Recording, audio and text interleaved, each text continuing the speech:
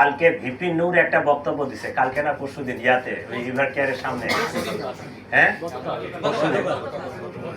ওনার বক্তব্যটা আমার খুবই পছন্দ হয়েছে, আই স্যালিউট হিম।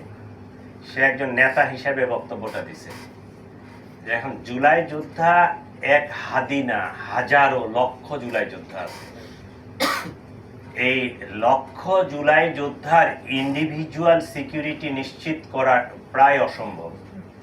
তবে সার্বিক সিচুয়েশনটাকে আমার সিকিউর করতে হবে, রাষ্ট্রকে সিকিউর করতে হবে, রাজধানীকে সিকিউর করতে হবে। আমরা এটা কাজ করতেছি এবং যাদের এইরকম যারা হাই প্রোফাইল, যাদের স্পেসিফিক এই ধরনের সিকিউরিটি থ্রেট আছে, তাদেরটা নিয়ে আমরা অ্যানালাইসিস করতেছি। তাদেরকে আমরা খুব কাছাকাছি তাদের সাথে কোনো সিকিউরিটি অ্যারেঞ্জমেন্ট করা যায় কিনা এটা অলরেডি আমরা প্রক্রিয়া চলতেছে।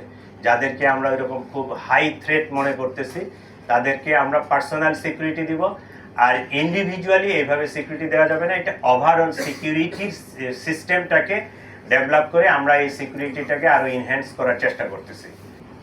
আমি একজন দায়িত্বশীল কর্মকর্তা বাংলাদেশ গভর্নমেন্টের। আমি যখন একটা তথ্য দিব সেটা অথেন্টিক না হলে এই তথ্যটা আমি বলতে পারি না, ঠিক আছে?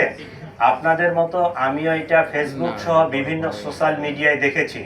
আমরা বিজিবিকে সতর্ক করেছি যে সীমান্ত দিয়ে যেন এরকম পারাপার না হয়ে যেতে পারে। আপনারা জানেন যে ইমিগ্রেশনের বাহিরেও আমাদের যেহেতু ইন্ডিয়ার সাথে স্থল সীমান্ত অনেকগুলো আছে, তো ওই যেতে পারে। তো এইরকম আমাদের কাছে তথ্য আসে নাই, বিজিবি সতর্ক আছে এবং আমাদের সকল ইমিগ্রেশন চেকপোস্টে তার ইয়াটা